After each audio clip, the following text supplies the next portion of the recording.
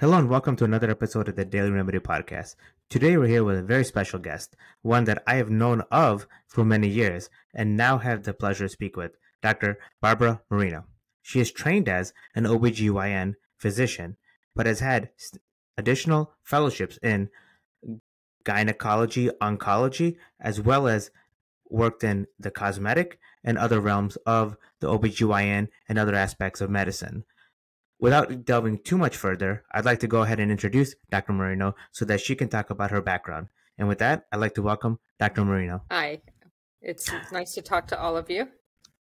Dr. Marino, before we get into some of the legal aspects of our conversation, I want the audience to understand just how extensive and broad your training has been, and indeed your clinical practice has been as a physician for many years. Can you talk a little bit about your original residency training, your fellowship training, and where you went on to subsequent in your career? Sure. My original residency training was in a Catholic hospital in Columbus, Ohio, which is an affiliate of the Ohio State University. And we were required to do a broad range of rotations during our first year, our internship year. So I had experience with general surgery, urology, and pathology. That was the third one that I did, in addition to doing OB-GYN. So once I completed my residency, I was the 13th woman to be accepted in the Gen Oncology Fellowship Program at MD Anderson Cancer Center. So they had a new program where you could opt to do 2 years of basic science research, which I very much wanted to do. I worked with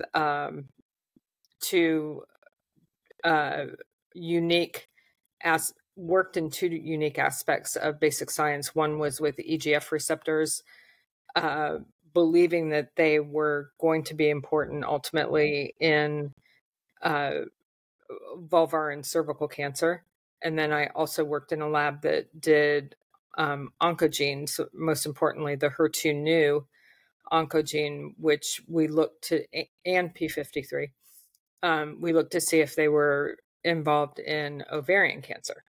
So then I did the 2 years clinical training and had a published paper out of that, looking at the spread of ovarian cancer and the importance of peritoneal spread.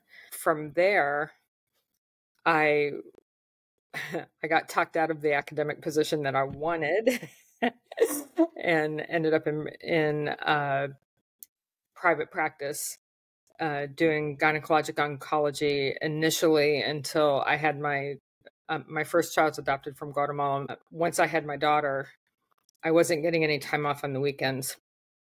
So I started doing OB-GYN, added that to my practice at that point, just to get call coverage on the weekends. Well, things changed with reimbursement, and the gen oncology part was no longer feasible. So surgeries that I was getting reimbursed several $1,000s for all of a sudden dropped below $1,000. And when you're doing 8 hours of work, getting $1,000 for it is not enough, because you still have to pay for your staff in your office and all of that out of that. So I switched gears, got training for cosmetic surgery, did that for roughly 10 years, and the economy was up and down during that time period. We decided it wasn't enough to support our family. So I took an employed position at that time, first doing a temporary position at one of the prisons as a healthcare provider in a women's prison, and then worked at an urgent care. And the interesting thing about the urgent care is I also got trained in opioid use disorder. So I got my waivered DEA so that I could prescribe buprenorphine products. And I had, I think, somewhere around 100 patients that were on buprenorphine by the time I left the urgent care. Well, the reason I left the urgent care is I was functioning also as a hospitalist, and I was working 14 to 16-hour days. At that time, all three of my children were living with me. My daughter was 17. She had a baby. So we also had the granddaughter with us. At that time, I wasn't getting to spend time with any of them. Plus, my youngest was still in high school. So I was missing most of his activities in marching band and concert band and things like that, sporting events. So that's why I started looking for another job. And I had 3 different interviews with 3 different companies to provide both pain management and opioid use disorder management. And the Angels Clinic system seemed to be the best fit. So I started working there in September of 2018. So what happened there was a bit of a mess. Yes, please get into that. Yes, that is the crux of the conversation. Correct. The ownership interviewed me twice on it. Both times they told me all patients were charged $210 for a visit. That's all, just one price, all patients. Okay, sounded legitimate to me.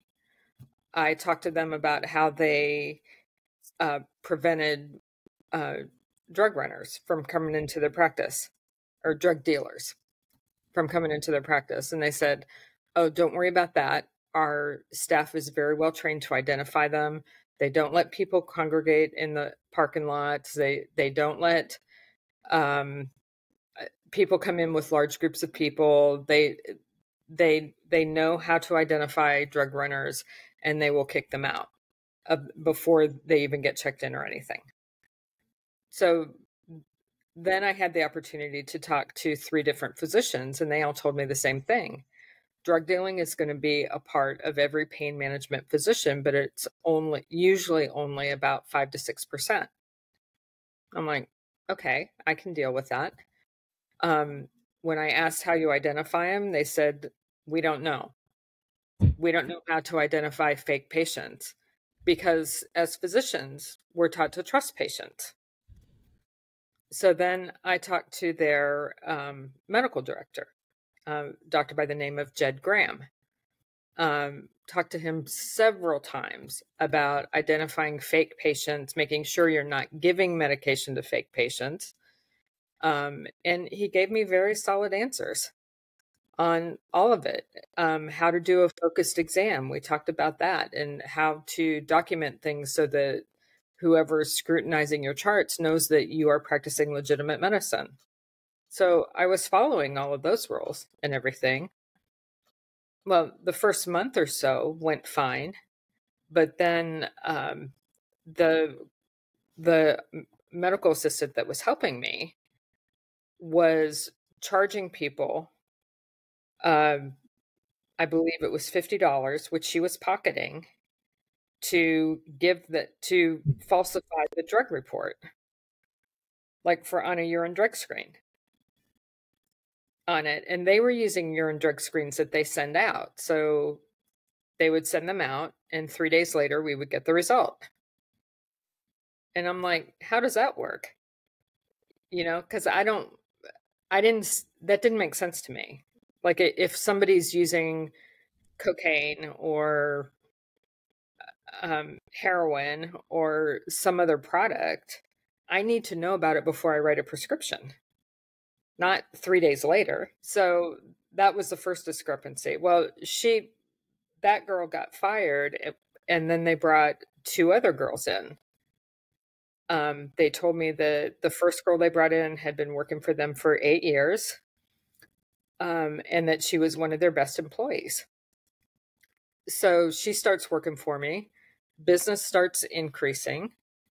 We capped it at 25 patients a day for the most part. In fact, my average was 18. So a reasonable amount of patients. I left my home late enough in the morning that I was getting there around 9 o'clock. but it gave me time to spend with my son, my youngest son, and my granddaughter. I was home by dinner. Most nights, I didn't work weekends. I had family time for the first time in 4 years. So I was very happy with that until I guess it was about a week or maybe 2 weeks before I had a scheduled vacation in August. One of the patients needed to be increased on her medicine. She was on Norco. I said, why don't we put you on oxycodone and see if you do better on that? And she said, I can't afford it. And I said, well, I know the medication is more expensive, but you won't need as many pills because you can cut them in half. So she said, no, the appointment's more expensive. And I said, what? So unbeknownst to me, they were charging $450 for oxycodone, $210 for hydrocodone, and $110 for codeine. And I found all of this out during the discovery phase before my trial. Didn't know any of it while I was working there. So I go on vacation. I was in Florida visiting one of my sisters. And I got a phone call that Wednesday from the owner of the clinic and said the clinic was raided. And then I get a phone call from my husband saying our house was raided. So what happened at my house was like 5:20 in the morning, 7 or more police cars, all with their lights on in our small gated community. And they bang on the door. Terrified my husband, terrified my 3 kids. Fortunately, my granddaughter slept through it. And my husband's a good negotiator. So he was able to talk the DEA agent and the FBI agent out of looking any further than our kitchen and not waking up our children and putting them on the ground outside, which is what they wanted to do. An exercise in humiliation. I know all about that. Yeah, that's exactly what they were trying to do. So the owner of the clinic gave me the number of his attorney. I called his attorney. His attorney gave me the name of one of his partners who ended up being my attorney.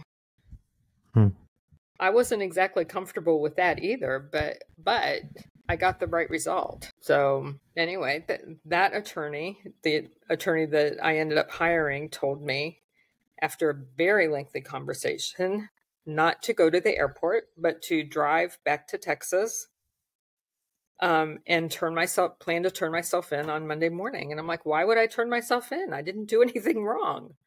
It didn't make sense to me. So this is the concept that you and I are very familiar with, that very few people understand. These charges, these investigations, they're portrayed as these massive months-long, year-long investigation, but they always have this kind of surprise element.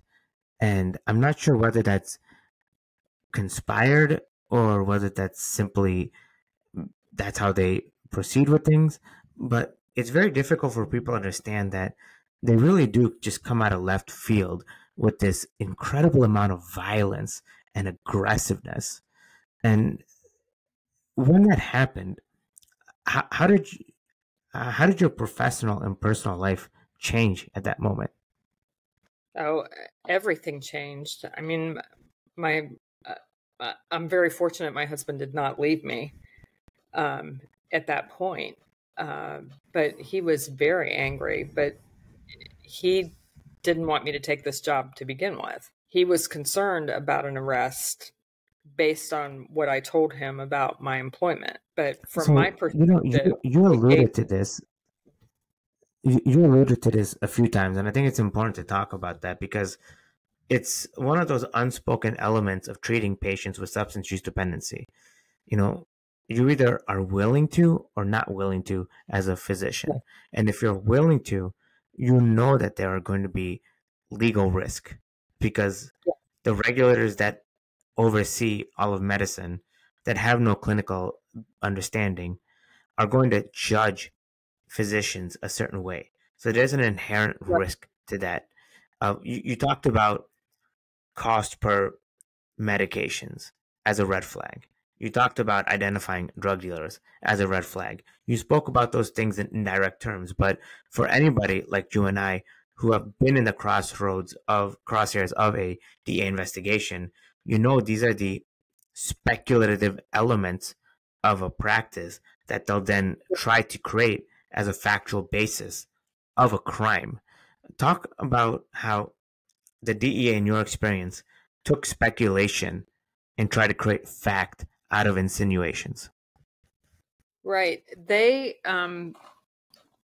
apparently, one of the patients had complained to the DEA that there was drug running going on in my office. So in response to that, the DEA sent in what they call as a cooperating source who was wired and came in. And this cooperating source doesn't come in saying, look, I don't really have pain. I just want the pills, and I want the pills so I can sell them, or I want the pills because I want to get high. That isn't what happens.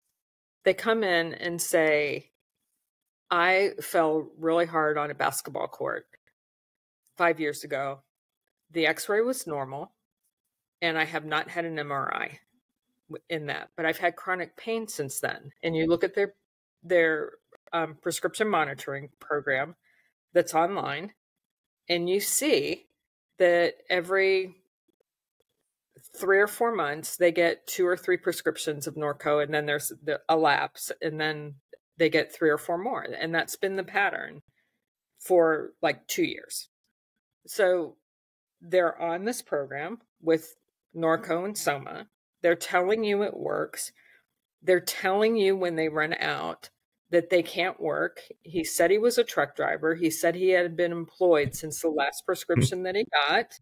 They told the undercover agent in my case said he was a truck driver too. So I don't know. Yeah. I mean, when you're a self-employed truck driver, you can't verify that. And I'm not trained to verify it anyway. Man, they're really not that original, are they? No, they're not. But then he came back in 6 weeks later, said he had run out of the Soma. And I said, well, of course you ran out. It's been 6 weeks. I only gave you enough for a month. And he said, well, I stretched him out. So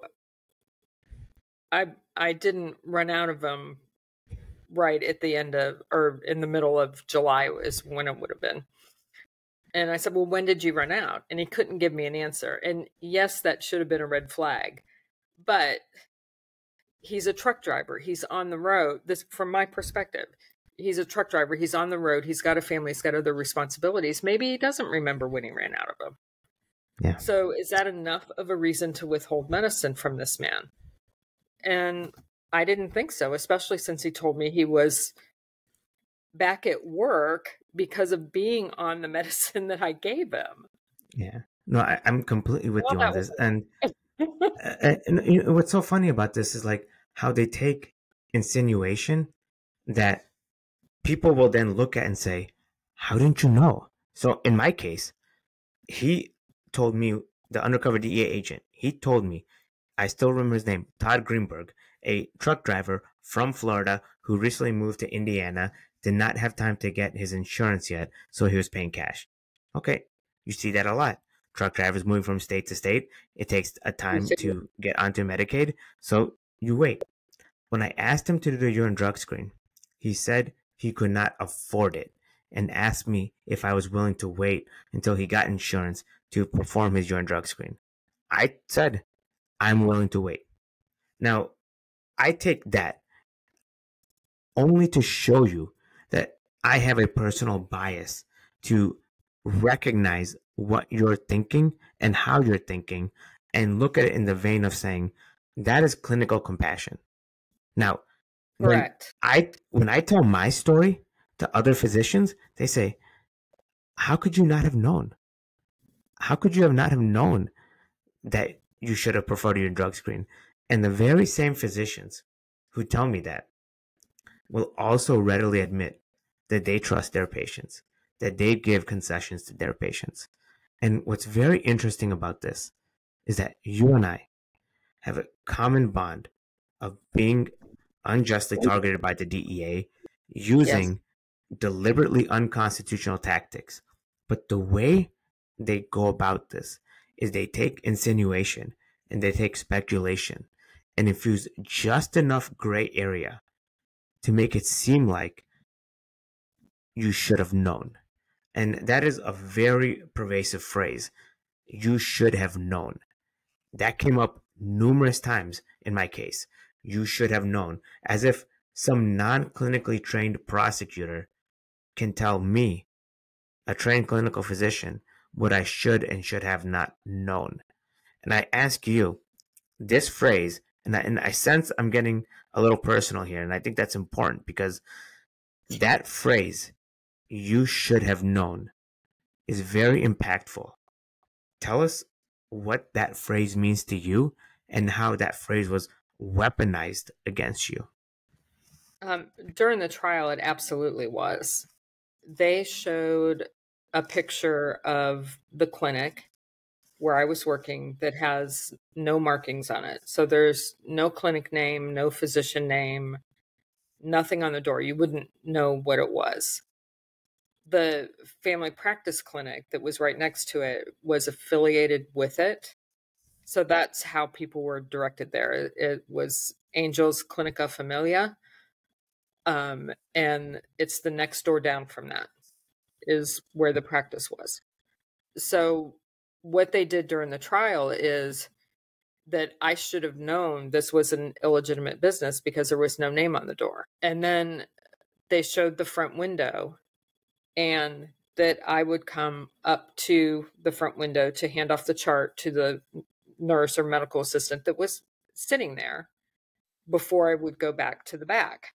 Well, the whole front of that was windows. So they said Dr. Marino was coming up several times a day to this window. Of course she could see what was going on in the parking lot.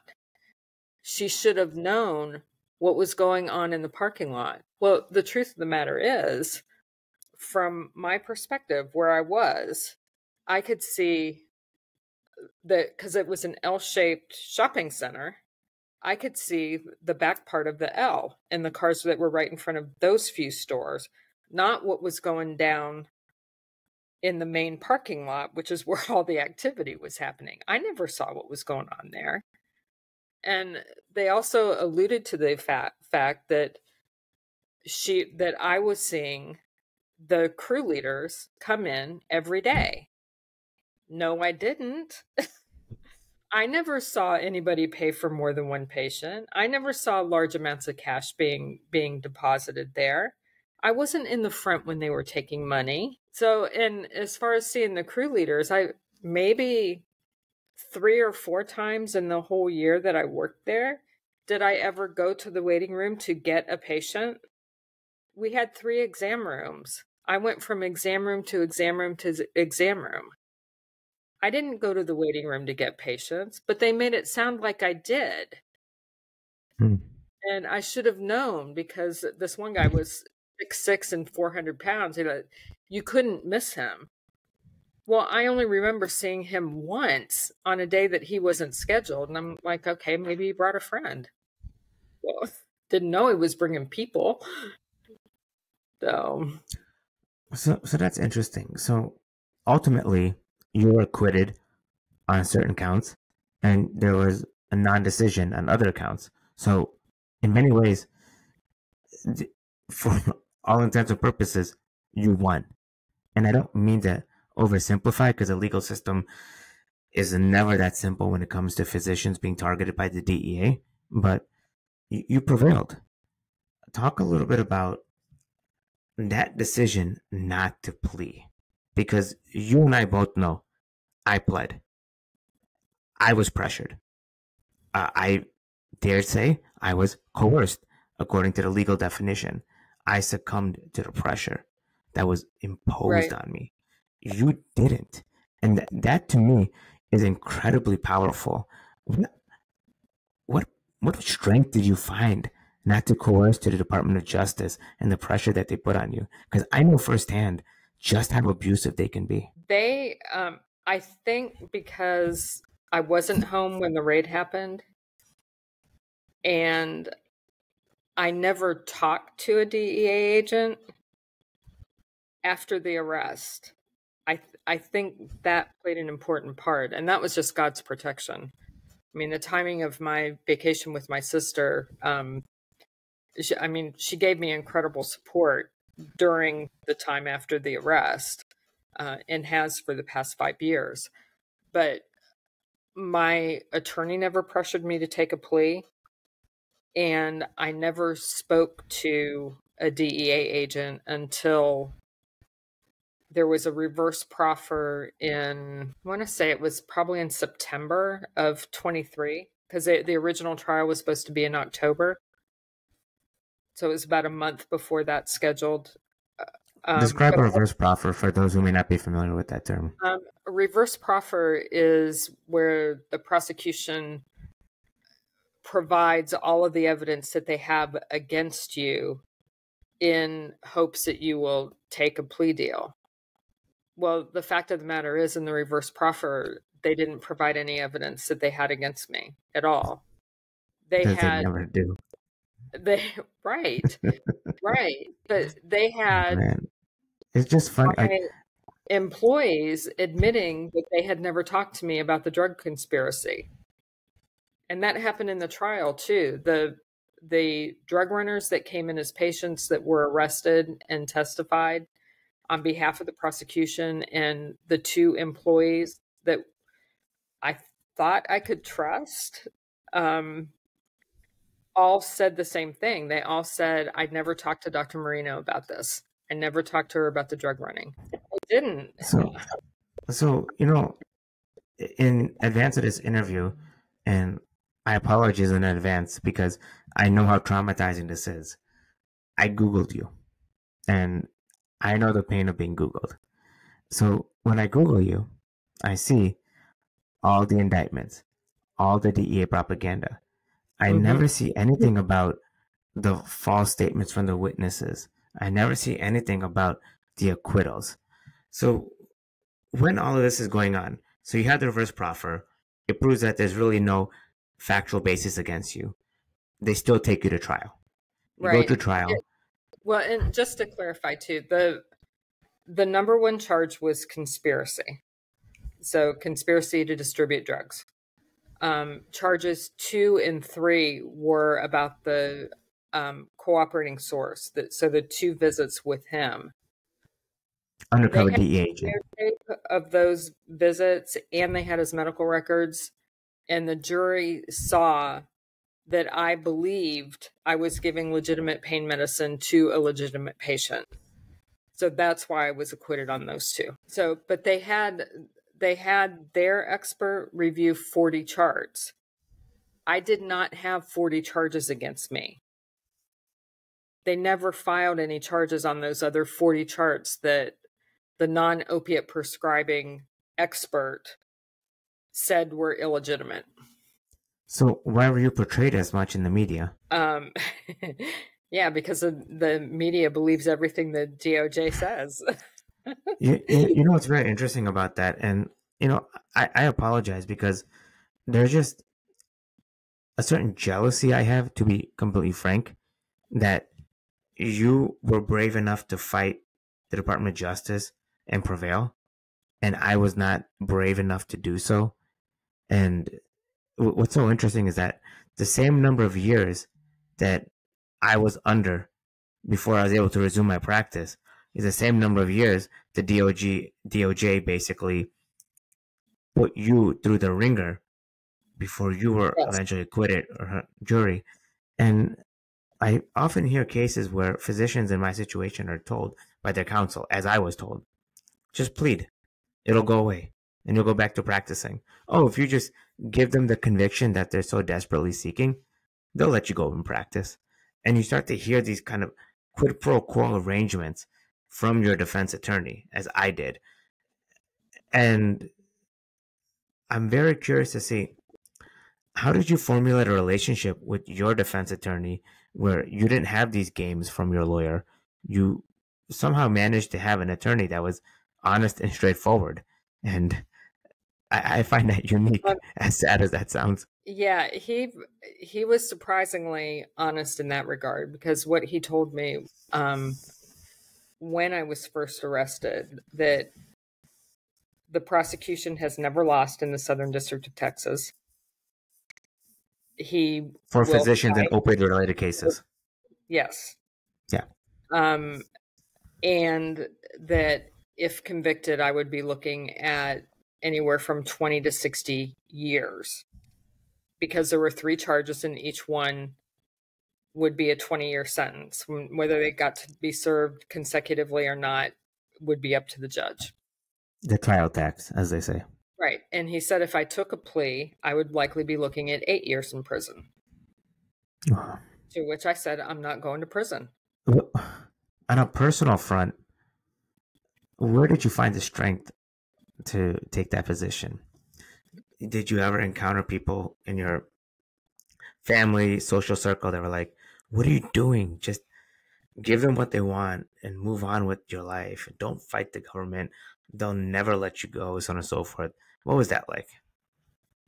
I actually didn't have that kind of a relationship. I'm the youngest of 6 kids, and I mean, one of my brothers is not reliable, so he has never been told about what's going on. But the others have all been very, very supportive. Luckily. I had one sister who early on said, well, maybe God has a plan for you in prison. And I said, Mary, I'm not going to prison. Yeah. So she did show up for the trial. She lives here in Houston, so she did show up for the trial every day, and I did appreciate her support. But my faith has a lot to do with the strength that I have. Wow. But if God be for you, who dare come against you? And that's how I approach this whole case, is I know God is for me, so the DOJ better not come against me, because they're going to lose. And they did. Wow. Wow.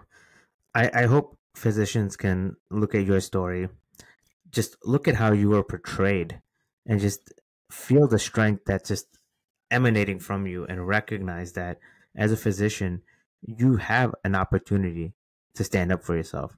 You have a choice to fight. And in this world where settlements are the norm, pleas are effectively standard of care in the legal system, it's amazing to see your outcome. So what's next for you? One thing I do want to say too is during the trial, there were 3 other physicians that were arrested the same day that I was, but they were not part of the Angel system, the system that I was in. The 2 drug runners said that all they had to do at these other physicians' office was drop off their ID and they would get medication. No exam, no history, nothing. And those physicians all took plea bargains. Now, unfortunately, one of them died within 4 months of being in prison, but the other 2 took pleas. And if I had been engaged in that type of behavior, I would have taken a plea. So that's interesting, because solid medicine. Right. You know, what happens in the general public, we all tend to get lumped together, right? Any physician that's indicted, that's charged, so on and so forth, it's all under this broad canvas of, well, you must have done something. Well, right. You were indicted. You may not have done all of that, but you might have done something, right? Right. And how do you maintain credibility in that world where you're almost implicitly guilty just by media speculation? I've insulated myself by minimizing how many people know about what happened to me. I don't think many of my colleagues that I worked with previously are aware of it. So that's part of the damage control. Yeah. But I've also surrounded me with people that I know will support me. Well said. So, So, what's next for you now that you've, have your proverbial day in court, emerged victorious? Although, truth be told, the prosecution still has an option to pursue in some capacity. God willing that they finally make peace with the fact that you are an innocent physician. What's next for you now? the prosecution is supposed to make their decision by this Friday, May 10th. So what my attorney has done, because he was negotiating with them to dismiss the conspiracy charge, and they weren't, like, one of them was in favor of it, but her supervisor was not. So he wasn't successful in convincing the supervisor. So what he's going to do is file an ex parte saying he's not going to represent me moving forward, which would allow me time to hire a new attorney and get them caught up to speed if they decide to pursue it. But that puts a retrial a year to 2 years away. Now, that's not an ideal situation for me, but it's even a less ideal situation for them. So we're hoping with a time delay that they'll say it's not worth it. Let's just quit. It's amazing how procedural motions often dictate what is perceived to be right or wrong in the legal world. So it's not about you being innocent or guilty. It's about taking procedural motions that create a time delay to then determine whether the cost-benefit ratio is justified on the additional expenditure to maintain the trial. People don't understand that. Right. That is. There was a lot that didn't go right in the trial. First of all, on the conspiracy charge, they had already found that I was not guilty of writing illegitimate prescriptions for illegitimate patients. So where's the conspiracy? On the conspiracy charge, 6 of the 12 thought that I was a part of the conspiracy. Well, how can you be a part of the conspiracy if you're not writing illegitimate prescriptions? It didn't make sense. Where's the conspiracy? Yeah. Right. Where's the conspiracy? Exactly. So what the judge did was, after the verdict was announced and I left the courtroom with my support team, he invited the jury, 9 of the 12 stayed, to talk to both my attorneys and the prosecution about why there was a hung jury. And what it turned out to be, because my attorney didn't speak up, was everything that they said was under the presumption of guilt, not under the presumption of innocence, which I am supposed to be constitutionally guaranteed. So they effectively just assumed you were guilty. So whatever insinuation, fact or no fact, whatever insinuation that was thrown up, it simply just corroborated a preconceived notion that they had. And I think you see that a lot in your case, because you see a media barrage of speculative articles, of just outright defamatory articles, but you don't see anything about the hung jury. You see hardly anything about the acquittals. And right. I'm curious, did you ever reach out to these media outlets that so vigorously wrote these terrible things about you to say, why aren't you writing about the acquittal? Why aren't you writing about the hung jury? Not yet. Most of that is because I'm waiting to see what their decision is going to be on Friday, which I'm believing is going to be for dismissal of that last charge. I can tell you from that would be a good move to make. I can tell you from my personal experience that many of these media outlets are more focused on maintaining their sources and are willing to play ball when it comes to maintaining those sources than they are to maintain a certain truthfulness or veracity towards evidence-based journalism. And that's just in my experience. And I hope that in the end that the media gets things right when it comes to your situation as well. Yeah, I hope so too, but that's been my experience as well, is if you don't support the narrative that they're trying to promote, they're not going to publish what you have. And that, unfortunately, that's happening in medical journals now too. It's very difficult to find truth and integrity even in medical journals because the agenda pushing has gotten so out of control. Well, I mean, that's where physicians like you and I have to play a part, and we have to recognize the importance of our mission because when Yes. nobody believed in us, we believe in ourselves. When the whole world wanted to cast us a certain way, we told the truth. And Yes. I have all the respect in the world for you for just believing in yourself enough to stand up for yourself. And that's something I can't say about myself. So when I speak to you, I just feel an immense amount of just respect. And I use the word jealousy because in many ways I feel like, how come I didn't have that strength? How come I didn't have that self confidence that you had?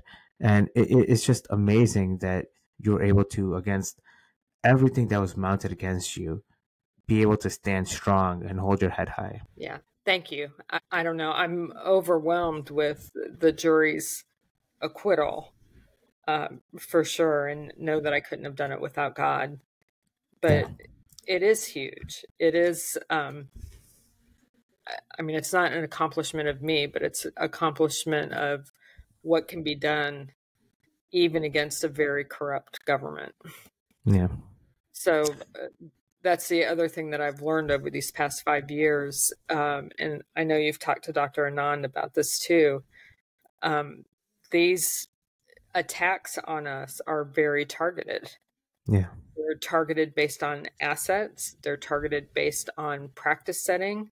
Solo practice and small group practices are exclusively attacked, not people in employed positions or in academic institutions. And it's primarily Black or brown physicians, foreign medical grads, people over the age of 50. Um, and it's got to change. One of the biggest thing that needs to change is the regulation of the DEA registration needs to be taken away from the DEA. So, and people have Yeah. been saying that for decades. So it needs to happen. Dr. Marino, in the time that we have in this just immensely personal conversation that I've had, and I apologize if I injected so much of my own personal experiences into this, but I feel, as you know, a certain level of kindred spirit and just what you've gone through and just a Yes. certain level of relatability that I don't think that I can ever speak to you in an objective manner, knowing how similar our situations were and just how immensely proud I am of the way you've handled it relative to the way I handled it. So thank you. Yeah, in the remaining time that we have, what words of advice or wisdom would you give to physicians who may be similarly targeted by the DEA, DOJ, or other overzealous regulatory bodies that seem to be seeking personal or professional gain out of, in many ways, weaponizing the practice of medicine? What what advice would you have for those physicians who may be similarly targeted? I think the most important thing right now is if you are capable of retiring or getting into a completely different line of work, do it.